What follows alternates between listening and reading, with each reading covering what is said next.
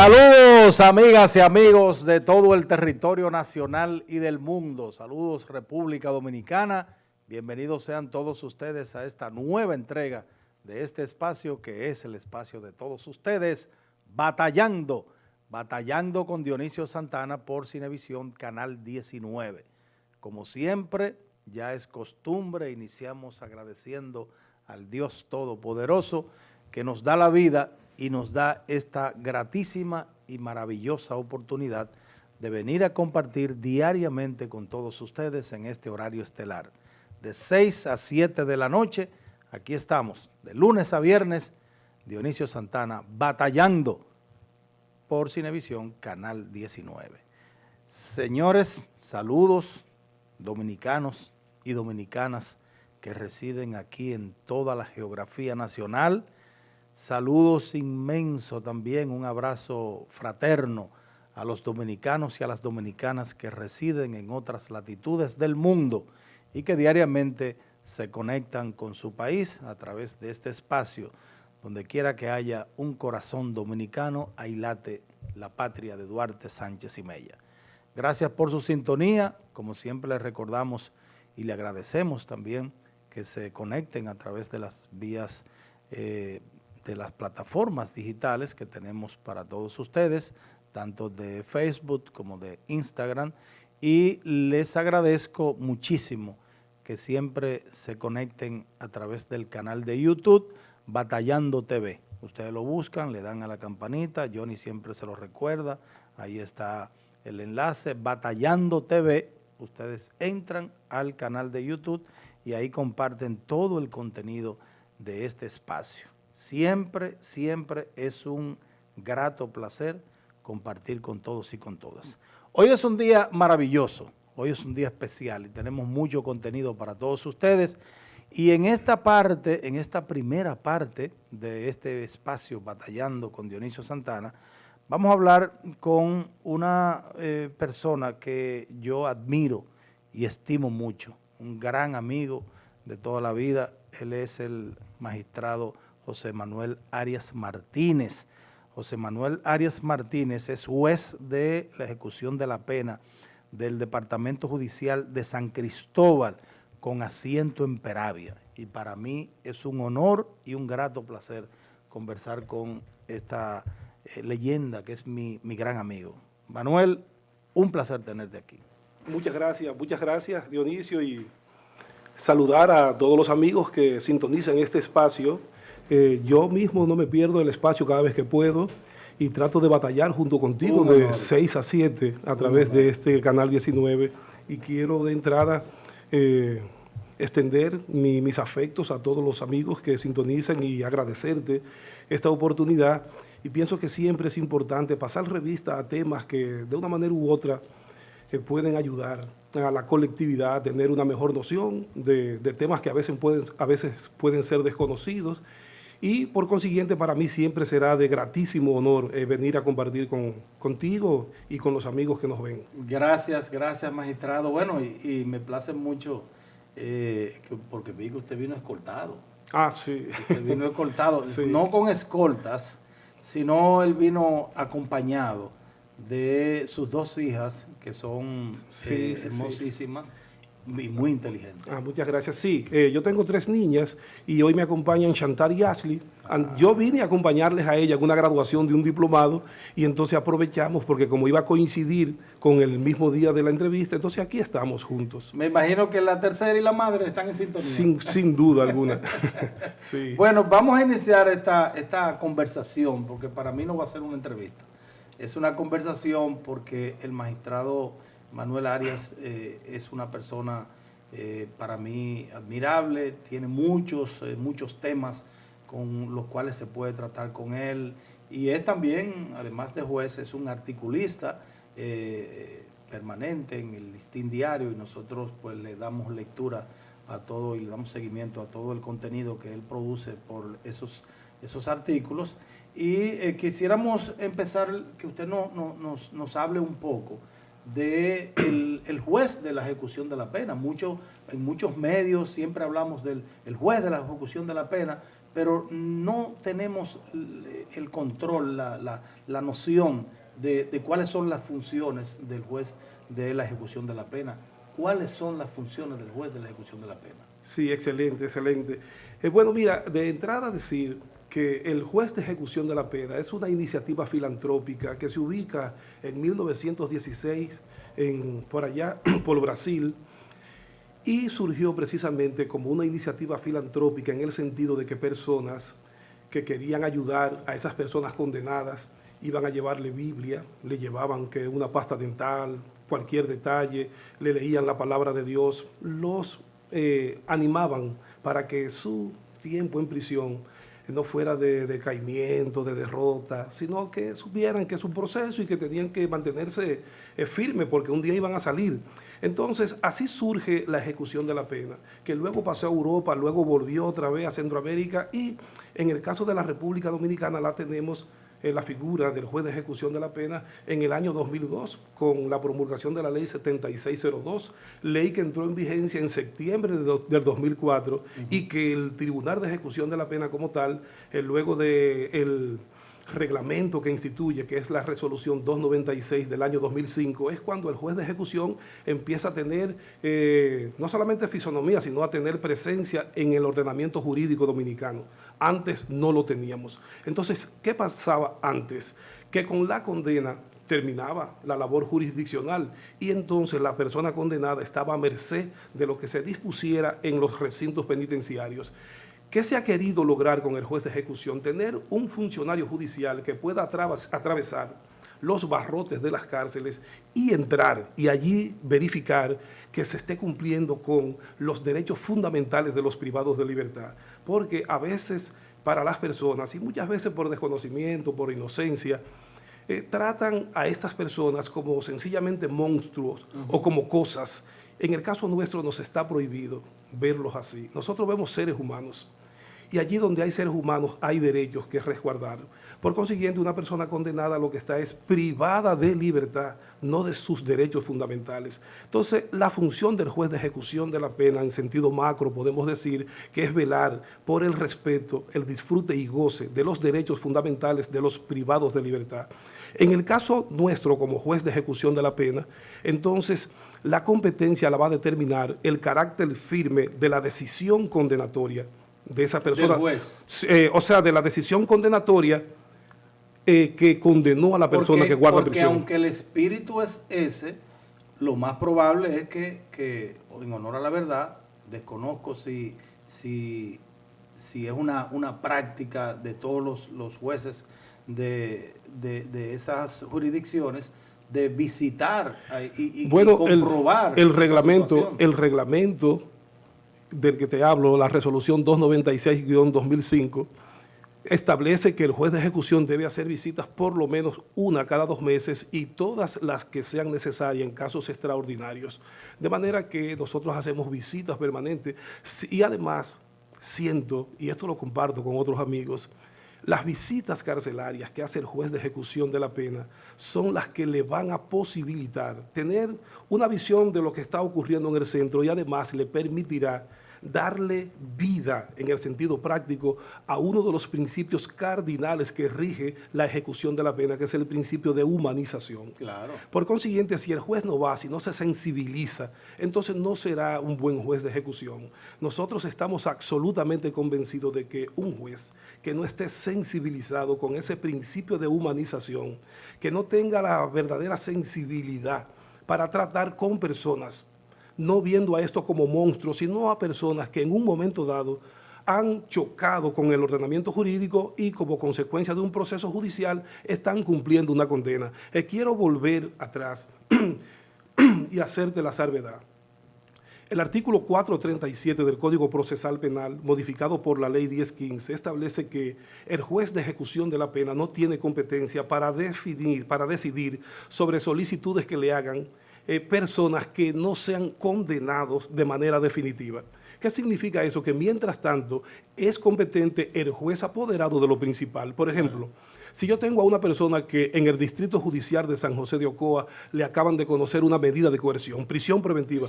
Eso no es competencia, suya. No, porque ¿a dónde me van los que ya son definitivos? ¿Y cuándo una sentencia es definitiva? Bueno, si le robamos el texto al artículo 113 de la ley 834 del 15 de julio de 1978 que introdujo modificaciones sustanciales al Código de Procedimiento Civil, habríamos de decir que una sentencia es definitiva cuando ya no admite ningún recurso. Claro. Entonces, ¿qué resulta? Con la medida de coerción, en principio, inicia el proceso penal. Y digo en principio porque el proceso penal puede iniciar sin la medida de coerción.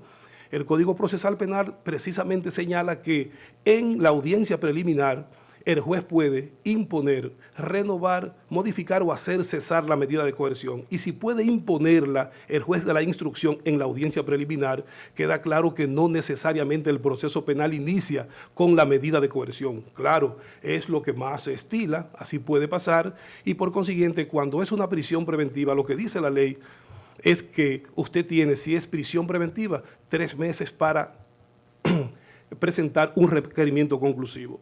Ahora, 3 meses si el caso no es declarado complejo, porque si es declarado complejo, más de 3 meses, el juez de atención permanente puede imponer hasta 18 meses y el juez entonces tendría 8 meses, tendría el Ministerio Público para presentar un acto conclusivo. ¿Qué es un acto conclusivo? La acusación propiamente, un penal abreviado, un criterio de oportunidad, un acto conclusivo, o puede ser el archivo definitivo, porque mira, he descubierto que aquí no hay elementos para un proceso penal, pero yéndonos al caso nuestro, entonces digamos que esa persona fue a un juicio, a una audiencia preliminar después de la medida de coerción, auto de apertura a juicio. Si es un auto de no al lugar, hace cesar la medida de coerción, claro, y terminó el proceso. Claro. Pero con el auto de apertura a juicio, entonces se apodera a un tribunal de fondo. ¿A cuál tribunal? Bueno, va a depender el tipo penal, porque si la condena es de hasta 5 años, anteriormente era hasta 4, entonces le corresponde a un tribunal unipersonal. Pero si el delito por el que se le juzga tiene una pena, puede llevar una pena mayor de 5 años, entonces se apodera al tribunal colegiado. Por eso el juez de la instrucción, en el momento en que instruye el proceso, podrá decir a dónde va a declinar el proceso. O declinar en este caso no, sino a dónde lo va a remitir. Es una pena de hasta 2 años, lo va a mandar a la Cámara Penal, a un tribunal unipersonal. Es un caso de homicidio, un caso de droga, narcotráfico, bueno, lo va a someter por ante el tribunal colegiado, porque como la condena es mayor, entonces el legislador sabiamente ha querido que no sea un solo juez que lo vea, sino que lo vean 3, porque se trata de una condena que puede ser significativa de hasta 30 años, digamos. Pero es interesante lo que usted acaba de explicar con relación a la potestad que tiene el juez de ejecución de la pena de visitar las cárceles, sobre todo en su rol, ¿no? En su rol cuando ya estamos hablando de internos condenados. Sí, entonces quiero... Pero ahí quiero que me digas, ¿eso pudiese influir en el buen comportamiento del interno? Bueno, mire, yo no sé qué tiempo hace, y ojalá no me hagan quedar mal los muchachos allá, pero yo estoy seguro, óigame, yo estoy seguro que hace mucho que el país no escucha tanto escándalo en una cárcel que antes se tenía como la peor, que es el 15 de Asua. Sí. Yo los invito. Yo de hecho tenía visita ayer, tuve que suspenderla por un tema ahí, pero yo los invito. Es cierto, no es ruido ya. Yo los invito para que vean allá, por ejemplo, una estafeta de Infoté dando cursos permanentes. Ahí hay muchachos que te tienen 30, 40 cursos. Nosotros tenemos una población penitenciaria allá ávida de que le den cursos de estar, porque además ellos hacen valer eso ante el juez de ejecución cuando vayan ante una solicitud. Correcto. Pero yo siempre les digo, mire, esos cursos es importante que ustedes los hagan y los hagan valer ante nosotros, ante una solicitud, pero que quede claro que esos cursos no pueden ser para el juez de ejecución, son para ti como interno. Entonces, aquí mucha gente entiende que todo el que está condenado es un delincuente y no necesariamente. Yo soy juez y que me perdonen mis colegas jueces, pero yo no le atribuyo a ningún juez dominicano ni de ninguna parte el don de la infalibilidad. Puede equivocarse. En consecuencia, usted puede tener a una persona cumpliendo una condena por un hecho que no necesariamente cometió. Se pueden dar. Hay veces que todo cuadra y de repente no es esa persona. O hay personas que se han atribuido la responsabilidad de un hecho protegiendo a otro por diversas razones y usted puede tener una persona que no necesariamente sea un delincuente. Magistrado, yo tengo muchachas ahí en Baní Mujeres que tienen 2 carreras. 2 carreras. No una universitaria, 2 carreras. Yo tengo muchachas ahí que han logrado una decisión judicial a través de nosotros, que están haciendo que una maestría, que están trabajando, que están insertas en el seno de la sociedad. Y esa es una de las atribuciones que se le pide al juez de ejecución, que promueva la reinserción social. Por eso, un juez de ejecución tiene que tener suficiente fisonomía como juez para no convertirse en un irresoluto y lleno de miedo, no decidir nada. No, yo puedo decir ante el país que yo tengo por lo menos 146 privados de libertad en permiso laboral, que me llamen por uno que haya fallado. Bueno, lamentamos que Manuel Lemos... Háblenos un poquito de esto, permiso laboral. Sí, bueno, mire, la ley 113-21, que modificó y dejó atrás la ley 224 sobre el régimen penitenciario del 24 de junio de 1984, 26 de junio de 1984, en el periodo del doctor Jorge Blanco, que fue una buena ley, como consecuencia de tener un estadista que era abogado. Sí. En el caso del doctor Salvador Jorge Blanco, Dios lo tenga en la gloria, ¿verdad? Y lo mismo que al doctor Balaguer, a todos los que han muerto, que Dios lo tenga en la gloria. Pues mire, esta nueva ley establece en su artículo 63, 64 los periodos de prueba. Y dentro de los periodos de prueba dice que cuando se trate de una persona cuya condena sea hasta 5 años, cuando tenga 1/3 de la pena, puede solicitarle al juez de ejecución un permiso laboral, una salida alterna, en este caso un permiso laboral. Y si es una pena mayor de 5, tiene que tener 1/4. Quiere decir que una gente condenada... ¿Y por qué tiempo puede hacerlo? No, el permiso laboral va a depender de la modalidad en la que se otorgue. Okay. Porque a veces se otorgan, por ejemplo, para que salgan de lunes a viernes y regresen el viernes al centro. Okay. Vuelven y salen el lunes. Pero hay personas que, como yo, entienden que eso no es práctico y que si hay un interno que no reúne esas condiciones para estar en el seno de la sociedad, pues no le damos el permiso laboral. Ahora, a los que le damos el permiso laboral es porque yo tengo un joven que ya tiene un dealer y van al tribunal. Nos envían semanalmente... ¿Y está condenado? Condenado y está trabajando. Ahora, evidentemente se hace una audiencia, se convocan a todas las partes. Historias, por ejemplo, casos. Mire, yo tengo un caso ahora que nos ha roto en 4 el corazón. Y es el caso del ya mencionado Manuel Lemos. Manuel Lemos es un joven que estaba condenado a 20 años. Y los mismos querellantes nos dijeron a nosotros, mire, este joven no tiene nada que ver con la muerte de mi padre. Quien mató a mi papá, de hecho, murió en un intercambio con la policía como 2 semanas después. Y lo dijimos desde el primer momento. Y este joven ya tiene 9 años preso, condenado a 20. Los mismos querellantes. Pero oiga con cuáles datos, diciéndonos, mire, es imposible incluso que haya podido ser él, porque el mismo día que mataron a mi papá, él amaneció con un hermano de nosotros, preso por redada en la ME. ¿Y cómo el sistema lo condenó? Bueno, yo no sé cómo se barajaría eso. Lo que sé es que estaba condenado a 20 años y cuando me dijeron eso, ¿sabe qué hicimos con él?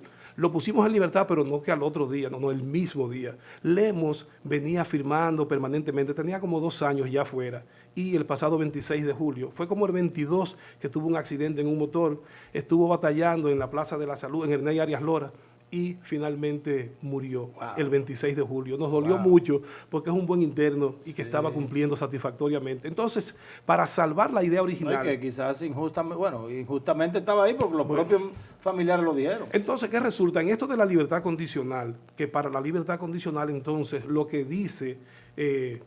la ley 164 de 1980, es que lo primero es que usted tenga una condena que sea en el aspecto penal y mayor de 1 año. O sea, una gente condenada a 1 año no me puede solicitar a los 6 meses la libertad condicional porque no es mayor de 1 año. Ahora, si es mayor de 1 año, cuando tenga la mitad de la pena, puede solicitar la libertad condicional. ¿Qué vamos a ver ahí? Su conducta en el centro. Que dé visos, como yo digo, de que se va a comportar bien estando en sociedad, que haya podido resarcir los daños o llegado a un acuerdo con la parte perjudicada. Y esos detalles los vemos para que el privado de libertad que se beneficie de una decisión judicial sea, para decirlo como diríamos en Ocoa, a un interno que le pese el ruedo. Porque hay personas que incluso te dicen, mira, yo reconozco que yo cometí ese error, sí, yo soy culpable, pero mire, yo fui condenado a 30 años, han pasado 17 años, yo soy otra persona, yo ni siquiera sabía leer y escribir, hoy soy bachiller, o tengo tantos cursos, soy técnico en refrigeración, yo necesito que me den una segunda oportunidad, y lo vemos, y se ha tenido una buena conducta, que eso también es vital. Más si hay un juez de ejecución de la pena responsable que cumple con sus funciones. Punto. Y está mirando el comportamiento del y rey. Además de que si esa persona no cumple, se le revoca. Claro. Y el artículo 12 de la ley 164/80 de la que te hablo sobre libertad condicional dice que no podrán ser beneficiados con la libertad condicional el interno reincidente, y agrega, y aquellos a los que se le haya revocado. Quiere decir que si él perdió esa segunda oportunidad que se le ha dado, ya no puede ser beneficiado. Por eso yo creo y estoy convencido que el juez de ejecución de la pena ha de ser, en esencia, el juez de las segundas oportunidades. Excelente. Y que tiene que ser el sedazo perfecto, por lo menos digamos que el más apropiado, para que quien no deba salir se quede y quien no debe estar se vaya. Lo que no puede ser es un negociante en la jurisdicción, porque no puede ser un mercado persa. Por ejemplo, yo siempre le digo a los amigos, usted me busca y le damos el listado, lo tenemos en el tribunal, usted me busca una de esas gente. Si usted me demuestra, y yo no se lo digo, no, yo reto a cualquiera con todo el amor del mundo, usted me busca una gente de esa. Mire, magistrado, hemos descubierto que este señor le dio a usted mediamente a ECLA. No tiene que ser dinero, mediamente a ECLA, y yo renuncio como juez. No, por eso usted está aquí, porque honra este espacio, honra nuestra amistad y porque conocemos de su trabajo y también conocemos el ser humano que es.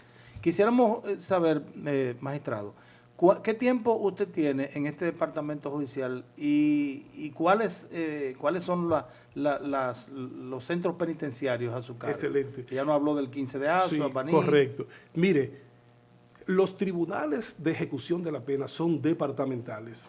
Yo me arriesgo a decir aquí, sin miedo, porque yo creo ser un libre pensador. Podría tener mis limitantes en algunos temas, dada mi condición de juez, pero yo expreso lo que pienso.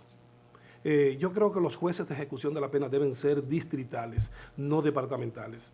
Que haya un juez de ejecución por cada distrito judicial, que Ocoa tenga su juez de ejecución de la pena, que Asua lo tenga, que lo tenga Baní, Peravia en este caso. Cada distrito judicial, sin embargo, al día de hoy no. Los jueces de ejecución de la pena son departamentales. Nosotros tenemos en el país 11 departamentos judiciales y 35 distritos judiciales. En el caso de nosotros, pertenecemos al Departamento Judicial de San Cristóbal. ¿Qué es un departamento judicial? Para decirle a aquel estudiante que apenas inicia y nos puede entender, o aquel que no sabe de derecho, un departamento judicial es una asociación de distritos judiciales. En el caso del Departamento Judicial de San Cristóbal tenemos 5 distritos judiciales, que son Ocoa, voy a comenzar por Ocoa, como coeño que somos, Ocoa, Asua, Peravia, Villa Altagracia y el mismo San Cristóbal como distritos judiciales, y esos 5 forman el Departamento Judicial. En el caso nuestro, reitero, había un juez de ejecución de la pena para ese departamento, pero en el año 2018 se creó una segunda sala de ese Tribunal de Ejecución de la Pena del Departamento Judicial de San Cristóbal y se asentó en Peravia. Eso ocurrió el 3 de abril del año 2018. Yo recuerdo que yo tenía 3 meses que había sido ascendido a juez de instrucción en el Distrito Judicial de San José de Ocoa, a donde me desempeñaba como juez de paz antes del ascenso. Y solamente tuve 3 meses en instrucción, porque al llamárseme, yo dije, pero espérate, tenemos una gran oportunidad de hacer un trabajo allí. Y nos fuimos entonces. Estamos allá desde abril del 2018. ¿Cuáles son nuestros recintos penitenciarios? Tenemos 4. Baní hombres, Baní mujeres, que es un centro de corrección y rehabilitación, un CCR del nuevo modelo. ¿Pertenecen al nuevo modelo? Sí, Baní mujeres. Entonces tenemos el 15 de Asua y el 19 de marzo en Asua. Tenemos 4 centros penitenciarios. Allí van nuestras visitas. Pero yo le aseguro que ya yo hoy hablé con el director del centro del 19 de marzo. No he hablado hoy con el del 15, pero acabo de hablar hace 2 horas con el director de Baní, Joan. Entonces, y con Arelis, que dirige ahora Baní Mujeres, he hablado 15 veces hoy. De manera que mantenemos una comisión. Es más, yo voy más lejos. Yo tengo un grupo de WhatsApp en el tribunal donde le enviamos todas las informaciones a los que están en permiso laboral, sobre todo, y cuando los convocamos, pero que yo reto a cualquiera que me diga, por ejemplo, en estos días había una actividad. ¿Usted tiene un grupo de WhatsApp con sí, eso? En la flota del tribunal, sí. Sí, sí, sí. Y señores, mire, este es un juez sí, único, sí, estamos y entonces, hablando de cara al sol. Sí, sin problema, además están allá, se los pasamos los contactos a los que son Pero del sistema. yo quisiera que todos los, sin Ahora, echar a mí cosas, me ¿verdad? dijeron en Que estos todos los días, jueces del país sean así. a mí me dijeron en estos días, magistrado, nosotros tenemos una actividad y nos gustaría, usted puede convocarnos 5 privados de libertad. Digo, no, si usted quiere yo lo convoco 150. Pero yo reto a cualquiera que me diga qué día. Y tenemos una actividad en el Palacio ya de Justicia, yo Qué voy. interesante. Incluso estoy pensando ver cómo en el mes de diciembre logro el patrocinio para prepararle una cena bonita y compartir. Y me tiro fotos con ellos, porque estas son personas que una vez le fallaron a la sociedad, pero que nosotros creemos, claro, no todos lo logran. Porque un interno que estando en el centro nunca me ha hecho un curso, intentó fugarse, agredió a un compañero, ¿por qué lo vas a beneficiar? Ahora, cuando usted tiene, como en el caso mío, como me ha tocado, un interno con 46 cursos, 15 reconocimientos, una conducta intachable, los querellantes incluso a favor, porque se oponga al Ministerio Público o por el qué dirán, yo me voy a llenar de miedo y voy a dejar que estas personas No, no es verdad. Entonces, tratamos de hacer nuestro rol con todas las consecuencias que eso implica. Mire, y la responsabilidad. hay algo, pero yo también hice mis indagaciones, como dicen en el barrio, hice mi diligencia. Sí. Y hablando con algunos togados, me dicen que el juez de la ejecución de la pena es como el que tiene más poder en la jurisdicción. ¿Es cierto? Mire, yo pienso que sí. Pero oiga por qué. 30 años una persona en Ocoa, el tribunal colegiado. Él recurre la decisión y va a la corte de San Cristóbal. La corte, póngale que ordene un nuevo juicio y le dice que el tribunal de Ocoa conozca de nuevo, pero con jueces distintos a los que conformaron ese tribunal colegiado. Quiere decir que esos jueces que condenaron a 30 no le pueden topar a la decisión. Entonces vámonos al escenario de que la corte rechazó el recurso. La persona va a la Suprema. Si la Suprema ordena un nuevo juicio ante la Corte, tienen que ser jueces diferentes. Por consiguiente, esos jueces de la Corte no le pueden topar. Y la Suprema ya tampoco le toparía a la decisión una vez se refiera al recurso. Lo declaró inadmisible. Ya esa sentencia es firme. Entonces, ¿quién puede no modificar? Porque el juez de ejecución tiene también dentro de sus principios el principio de inmodificabilidad. O sea, yo no te puedo decir que tú de 20 solamente son 10. No, yo lo que puedo es modificar el modo de cumplimiento. Entonces el juez de ejecución, claro que a esa decisión de 30, de 5, de 10, puede decir cuando lleguen los plazos correspondientes, yo estoy variando el modo de cumplimiento. Es más, voy más lejos. Ayer llegó a su casa un señor de 74 años, al que nosotros le dimos un cumplimiento especial de la pena.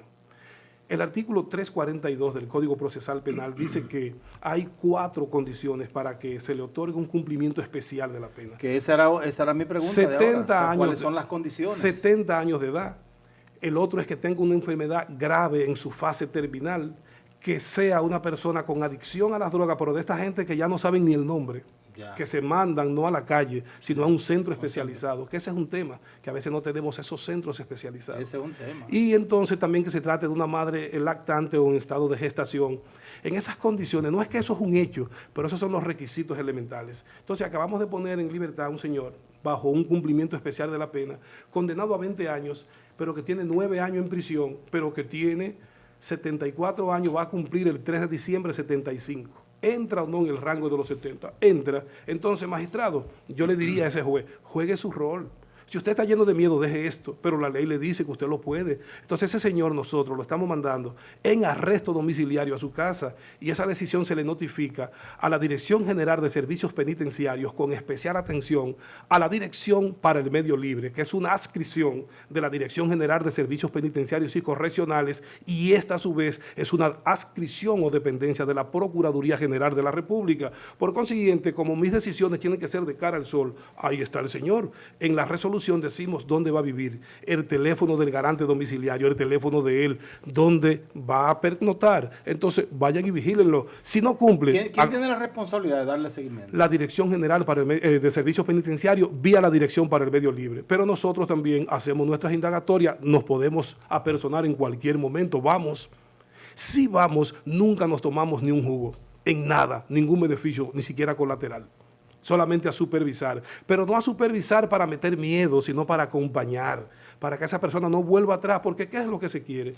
Evitar la reincidencia. Y un interno que salió, mire, ha dicho alguien que El fin de la pena no se cumple cuando la persona aprende a vivir en prisión, sino cuando aprende a vivir en sociedad cuando regresa a ella. Entonces, para mí no hay mayor satisfacción, como me pasó en estos días que estoy comprando una pizza ahí en un destacamento comercial, en un establecimiento comercial en Baní, y veo a un joven que se me acerca en lo que yo pido esa pizza. Sabe que le dan 10 minutos a uno para regresar. Uno lo encarga, paga y viene en 10 minutos. Y veo que el joven se acerca y lo vi desde un primer momento en una actitud como de protección. Nunca me sentí asustado y nada. Al rato, cuando voy a buscar la pizza, entonces ya hay otro señor, un joven y un señor. Y cuando yo retiro la pizza, entonces él me dice, pero magistrado, y es que usted no me está conociendo. Digo, mire, disculpe, dígame a ver, magistrado, yo hace 6 meses que usted me dio la libertad condicional, él es mi papá, y Juana la llamó, mire, ella es mi esposa, está embarazada, yo estoy trabajando en tal sitio. No hay mayor satisfacción. Sí.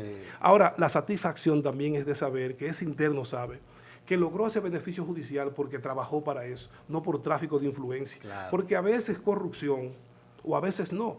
Corrupción no es solamente dádivas de carácter material. Cuando se actúa por amiguismo, por tráfico de influencia, claro, eso es corrupción. Entonces, a mí, por lo menos, no sé si esta tarde, esta noche o mañana lo harán o yo, pero al día de hoy, después de más de 10 años de juez, a mí nadie me llama. Y si me llama es en vano.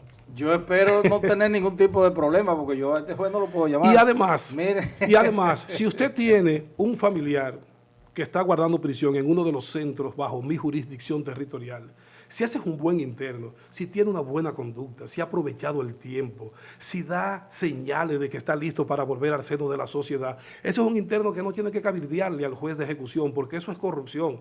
Eso es un interno que por sí mismo merece ser tomado en cuenta. Ahora, ¿cuál es la diferencia? Que yo me la juego por ellos y le digo, sí, creo en que tú estás listo y te voy a dar una segunda oportunidad. No tengo de qué arrepentirme al día de hoy, y si alguien fallare, la responsabilidad penal es individual, claro, le revocamos la decisión, claro, pero hasta ahora estamos tranquilos. Alguien me decía, ¿y cómo usted duerme tranquilo? Digo, no, tranquilo no. Yo duermo tan tranquilo que yo pongo una alarma en el celular y es mi esposa que tiene que llamarme, que ni lo oigo el celular, porque estoy tranquilo. Ahora, intranquilo estaría yo si una decisión de esa obedece a tráfico de influencia, y ahí estamos tranquilos. Qué bueno, gracias a Dios. Bueno, tenemos que irnos a una pausa comercial, pero vamos a continuar porque todavía nos quedan muchos temas que debatir, que compartir con el magistrado Manuel Arias, José Manuel Arias, y ustedes no deben moverse de su televisor porque esta conversación está súper interesante. Así que no le cambien, retornamos en breve aquí en Batallando con Dionisio Santana.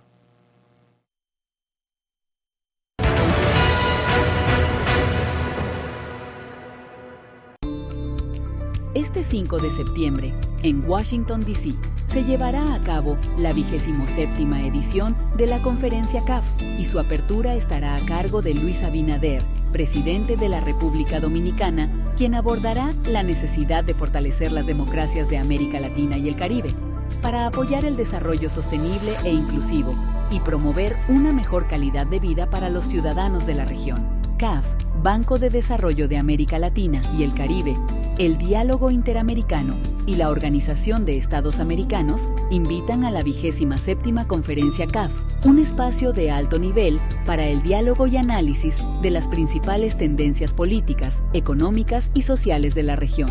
Visita www.caf.com, regístrate y súmate a la conversación. Ocoeños empoderados por la cultura y el ecoturismo y Coroar invita al 4º Festival Internacional del Sombrero y Premios La Maraca Ocoeña 2024. Lugar, Coroar Villas Resort, Tatón, San José de Ocoa. Fecha, domingo 6 de octubre del 2024, a partir de las 9 de la mañana hasta las 6 de la tarde. Recordemos el Ocoa de ayer. Trae tu sombrero. Te esperamos.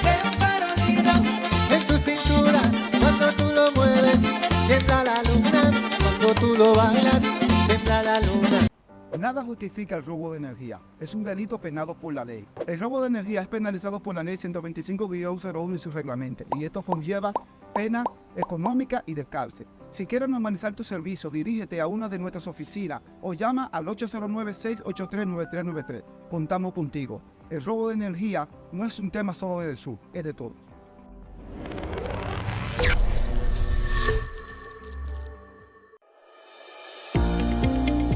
El poder legislativo es uno de los poderes fundamentales de nuestra dominicanidad. El Senado de la República Dominicana es el pilar de nuestra democracia. Desde sus inicios, ha sido testigo de momentos trascendentales en la historia del país. Hombres y mujeres comprometidos con la continuación del progreso y la justicia de nuestra nación.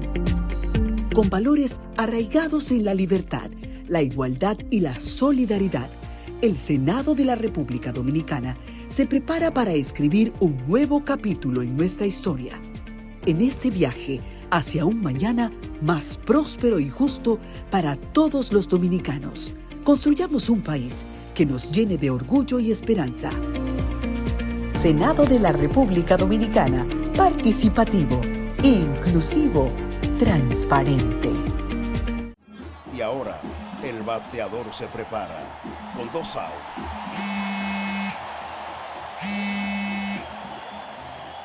Hola.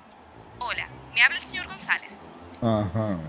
Le llamamos porque usted es un cliente preferencial y queremos ofrecerle nuestra tarjeta Gold, la cual tiene infinitos beneficios, entre ellos descuentos en supermercados, salones de belleza, farmacias y acumula puntos para viajes al extranjero, incluso a la luna. Hay mejores formas de evitar llamadas no deseadas. A través de la aplicación de ProUsuario, ahora puedes solicitar que te excluyan de los listados de marketing de las entidades financieras. Descarga la app en Google Play y App Store. Solo tiene que indicarme dónde le enviamos el plástico de su tarjeta. No me diga.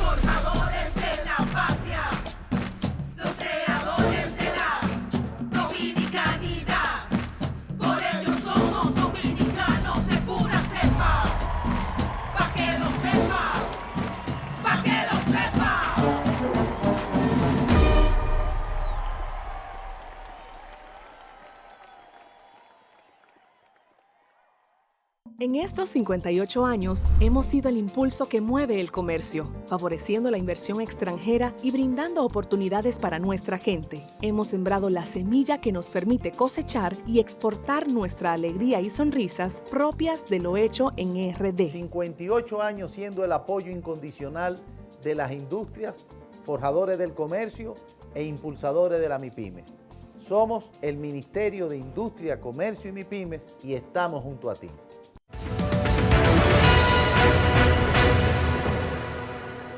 Seguimos batallando con Dionisio Santana por Cinevisión, Canal 19. Estamos conversando con el magistrado José Manuel Arias. Él es el juez de la ejecución de la pena del Departamento Judicial de San Cristóbal, con asiento en Peravia, la provincia de Peravia, Baní.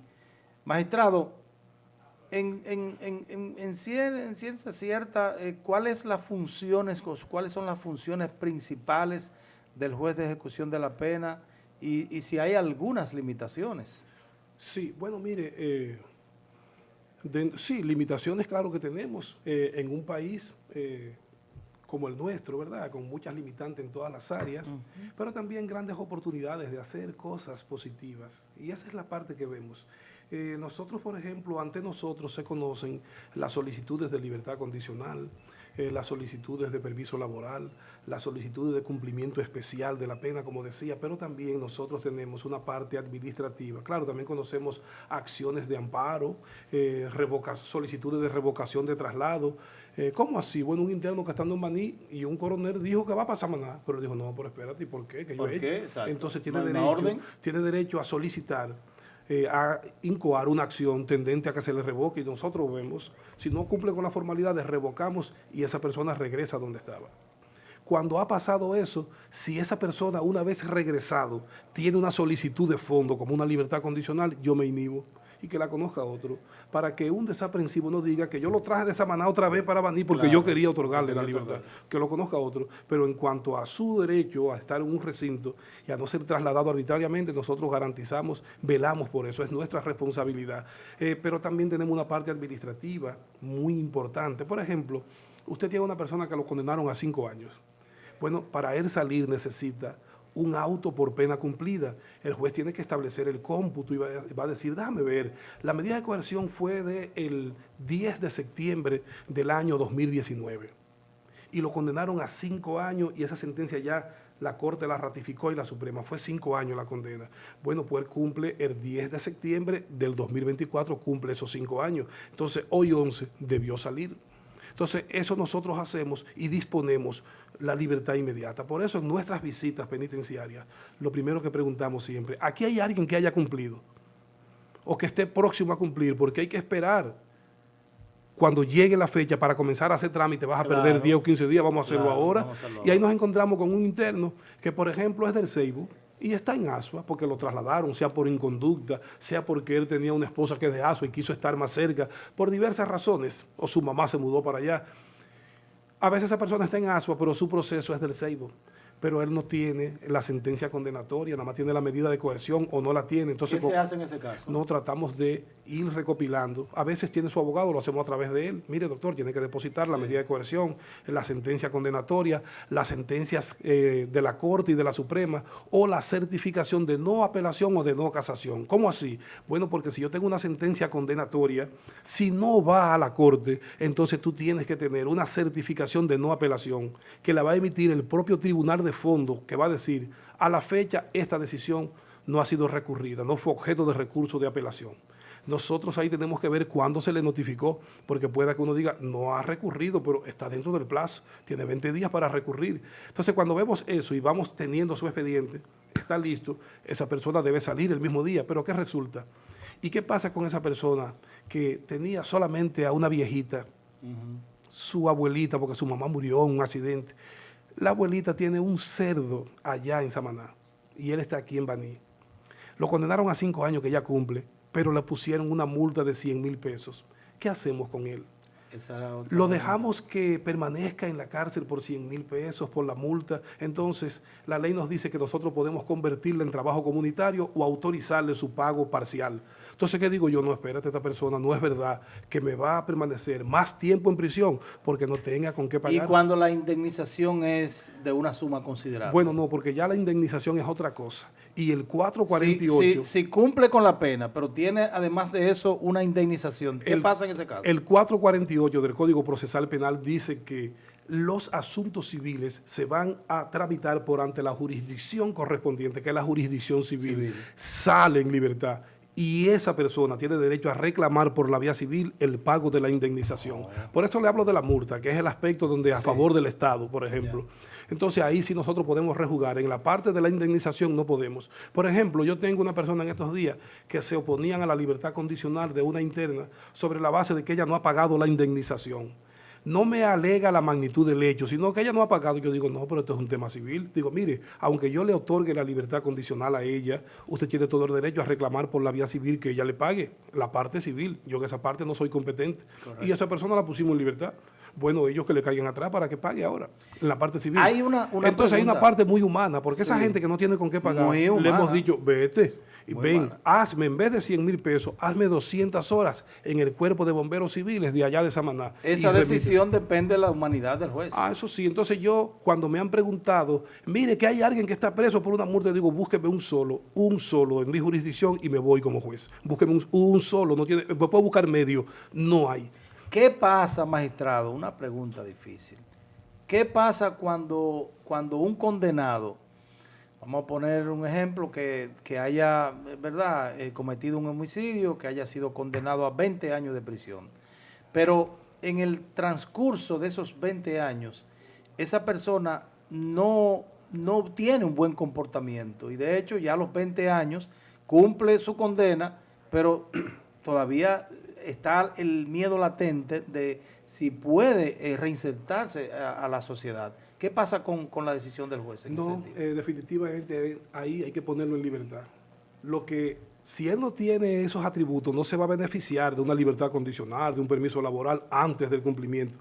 Pero en el escenario que usted me plantea es que ya él cumplió la totalidad de la Claro, pena. ya cumplió. Bueno, mire, no tenemos de otra que no sea ponerlo en libertad. Y esa es una falencia del sistema. Mire, hay sistemas penitenciarios que hablan de una pena indeterminada.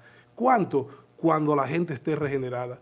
Puede ser a los 2 años y puede ser a los 30. Hay gente que condenado a 30, a los 3 años están listos para volver al seno de la sociedad. Y hay otro que condenado a 5, a los 4 no están listos para volver al Así seno. es. Cada caso es particular. Entonces, esa es una falencia y porque esa persona, ese juez de ejecución está obligado a ponerlo en libertad. Él no puede saber, no puede ni siquiera referirse a que si está o no está en condiciones. Es que él cumplió. Por eso el sistema penitenciario tiene que jugar su rol de manera efectiva, porque a ese privado de libertad hay que tratar por todos los medios de reformarlo para que cuando vuelva al seno de la sociedad, sea cuando haya cumplido o a través de una salida, antes de que sea una persona que no represente un peligro para la sociedad, para la víctima y para los demás.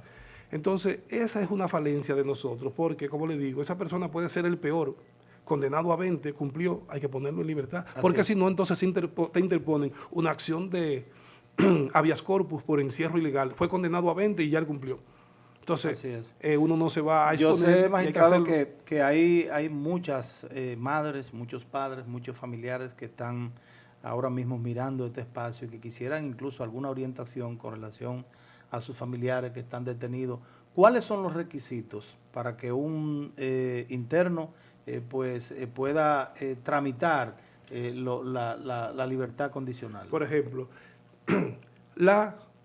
el acta de arresto. El 440 del Código Procesal Penal dice que el cómputo se establece desde el día del arresto. Ahora, como muchas veces no se tiene el acta de arresto, pues por lo menos nos vamos con la medida de coerción, que por lo regular puede tener un plazo hasta de 1 mes y más, pero por lo regular es ahí, porque una gente lo detienen, el Ministerio Público tiene 48 horas para presentarlo. Si se aplaza la audiencia, por lo regular se aplaza 1 semana, que esto, y la medida de coerción varía de pocos días. Entonces, si no tenemos el acta de arresto, la medida de coerción para establecer el cómputo, la sentencia condenatoria, bien, la certificación de no apelación de esa sentencia si no fue apelada o la decisión de la Corte si fue a la Corte. Si estando en la Corte no fue a la Suprema, la certificación de no casación que emitirá la Corte o la sentencia de la Suprema si fue a la Suprema. Ya con eso, sabiendo que es definitivo, tenemos la parte procesal. Ahora, ¿qué otra cosa necesitamos? Certificación de conducta, que la emite la Dirección General de Servicios Penitenciarios. Yo, cuando hay dificultades para emitirla, entonces digo, artículo 3, numeral 14 de la ley 113-21, principio indubio pro libertad. Si tú no me estás certificando su conducta, es excelente. Yo no puedo asumir que es mala, dímelo tú. Exacto. Tú tienes la responsabilidad. Claro. De ese señor que yo puse en libertad, yo estaba esperando la certificación de conducta que no me llegó, está en libertad. Está en su casa. O sea, conmigo no se juega con eso, no es verdad. Porque a la parte más débil yo no puedo permitir que también se le mancille. No, juega tu rol, dame eso. Entonces, porque yo nunca he dicho, cuando digo que la decisión será entregada el día 10, es que no hay tu día. Tiene que caerse el Palacio de Justicia conmigo adentro para no cumplir con eso. Porque yo tengo un abogado que va a venir de Santiago y no es posible que yo alegremente le diga, doctor, no está lista, venga en 10 días, porque es que yo respeto el tiempo de los demás y a los profesionales y a las personas. Porque hay una señora que vino a ver a su hijo Wow. No es justo que usted también la zarandee. Por eso siempre le digo a los muchachos en el tribunal, y sé que así lo hacen y lo veo, miren, la persona que venga aquí, mientras más pobre sea, mientras más raída le veamos la zapatillita, mayor trato, porque esa persona tiene dignidad y es posible que esa persona sea 10 veces mejor que el que usted ve con saco y corbata, porque la dignidad de las personas no se mide por el cargo que tenga, por la forma en que se exprese, por los recursos que tenga, sino por su condición misma de persona. Magistrado, ¿y cómo lidiar con entonces esas la certificación de conducta, una certificación antidoping, en el caso de drogas sobre todo, aunque yo siempre digo, una certificación, un antidoping, me dice que no consume, no que no distribuye. Y si lo que está es por distribución, ¿para qué me importa el certificado? Exacto. Porque no es de consumo, él está por distribución. Y el certificado del antidoping no te dice que no distribuye. La sentencia sino que lo no establece. Entonces tener, por ejemplo, un garante que le va a ofrecer trabajo. Hay personas que ofrecen, además de un garante laboral, un garante moral, que se compromete, yo también le doy seguimiento, un garante domiciliario, él va a vivir aquí, cosas como esas, los cursos que haya realizado, y con eso, entonces solicita a través de un abogado, y si no tiene abogado, que se nos acerque a nosotros, si está en nuestra jurisdicción, porque es que la ley también dice que la puede promover de oficio el juez de ejecución de la pena. Si de repente alguien no tiene ninguna de esas condiciones, entonces yo lo mando a la defensa pública, para que lo tramiten y vamos a ver. Y si esa persona reúne las condiciones, citamos a los querellantes, celebramos la audiencia y si está en condiciones se va. No tiene que pagarle nada a nadie, a no ser que un abogado privado le cobre. Ahora, en el caso mío, por ejemplo, yo no recibo a nadie en mi tribunal. Y sobre todo cuando tengo audiencia. Pero a nadie es a nadie. Cuando yo digo a nadie es que usted me puede mandar, y me disculpan la inmodestia o quizás la irreverencia, usted me puede mandar al presidente de la Suprema, al presidente de la República, es que yo no recibo a nadie cuando tengo audiencia. Punto. ¿Por qué? Porque eso se puede malinterpretar. Es una conducta personal. Sí, entonces yo puedo tener a un hermano de un interno que está en el 15 de Asua, pero el que va a ir con el abogado al tribunal es él. Si yo recibo al abogado, como el abogado sabe quién es el juez, no le va a hablar de nada indebido, pero le va a decir al querellante posiblemente, ¿verdad? No todos van a actuar así. Quédese aquí que yo voy a hablar con el juez. Es posible que le haya dicho, mire, hay que buscarle 500 al juez. Claro. Y te están vendiendo. ¿Y qué resulta? Como él me conoce, no me habla de eso. ¿De qué me va a hablar? Del Licey, de Ocoa. Sí. Me va a dar por donde me duele, como se dice. Exacto. Y con más salgo yo dando una palmadita y un ambiente de camaradería. Y el señor dijo, ya esto está amarrado. Es verdad que el doctor está pegado. Como el hombre aquel dicen que es sucio, resulta que fácilmente es un interno bueno y vengo yo y otorgo la libertad. Ese señor regresa a Estados Unidos, donde quizás ese dinero no lo tienen de la mejor manera, pero él se va convencido no de que su hermano es un buen interno, sino de que yo compré la decisión. Claro, y es posible que ese juez de ejecución, ese juez cualquiera, esté siendo vendido ante la opinión pública por un perverso cuando quizás sea el más honorable. Entonces por eso yo no recibo a nadie. Mire, muchos temas se van a quedar pendientes para una próxima ocasión, pero hay uno que yo no me permitiría, ni a la audiencia, ni la audiencia me lo permitiría, dejarlo fuera. Estamos en un ambiente de propuesta de reforma de la Constitución, obviamente que es un tema bastante amplio, pero me asalta la curiosidad porque he leído en los últimos días artículos precisamente que son más orientadores en términos constitucionales. ¿Qué le parece? ¿Usted tiene alguna opinión que nos pudiera ofrecer con relación a la reforma constitucional? Bueno, en cuanto a la reforma constitucional, no propiamente la que promueve el presidente de la República en estos momentos, sino como figura, ¿verdad? La reforma constitucional. Sí. La Constitución pauta las condiciones bajo las cuales se puede reformar la Constitución. Yo he llamado que hay por ahí falsos postulados sobre la reforma constitucional, y hay quienes de repente entienden que la Constitución no solamente tiene cláusulas pétreas o de piedra, sino que ella en sí misma es pétrea, y no es verdad, porque la Constitución es un pacto social. Por consiguiente, puede modificarse cuantas veces sea necesario para mejoría de la vida democrática e institucional del país. Ahora, ¿qué es lo que hemos tenido? Que a través de los años, en más del 93% de las reformas o modificaciones constitucionales que hemos tenido, y más que reformas y modificaciones, yo a algunas le llamo parches acomodaticios, como ocurrió, por ejemplo, yo que soy juez No tengo miedo en decirlo. O no fue un parche a la Constitución lo que se hizo en el 2002, claro, cuando se modificó el artículo 49 para quitarle, cuando decía que no podrá postularse, para quitarle el no, podrá postularse. O no fue un la parche. mayoría de las reformas ha sido parche. Y no fue un parche en el 2015, cuando se le quitó el artículo 124 que dijera que, donde decía que no podría repostularse, se le quitó. Podría repostularse. Y no fue un parche acomodaticio quitarle nunca jamás en el 2010. Lo que pasa es que aquí, como dice el pueblo, o totoro o tobaca. Sí. O sea, tú no puedes tenerme a alguien que presuma de constitucionalista y a los otros que son enemigos, entonces eso no son nada. O mirando la Constitución de acuerdo al cristal, el color Ahora, del lo cristal. que yo sí creo es, y esto debe ser un asunto de fondo, que ninguna reforma constitucional puede beneficiar, ni en lo inmediato ni en el porvenir, al presidente de turno. La reforma del 2010, al quitarle el nunca jamás, benefició al presidente de turno, porque ha podido ser incluso 2 veces ya candidato. Entonces tú tienes ahora, pero ahora tú tienes, y son cosas que a uno le chocan, y yo las digo sin miedo, reitero, tú tienes a un presidente de la República que lo fue 2 veces como Danilo Medina, y Luis Abinader 2 veces. Ellos no podrán volver, pero tiene uno que fue 3 y ha sido 2 veces candidato y puede volver. Cosas de la vida, señores. Gracias, magistrado José Manuel Arias Martínez, gracias por estar con nosotros aquí en este espacio Batallando. Ha sido de mucho placer, de mucho honor tenerle aquí y yo espero que pronto volvamos a encontrarnos. Muchísimas gracias y agradecido como siempre. Gracias a ustedes también, amigas y amigos de la República Dominicana y del mundo. Gracias por acompañarnos. Mañana, si Dios lo permite, de 6 a 7 aquí estaremos una vez más batallando con Dionisio Santana.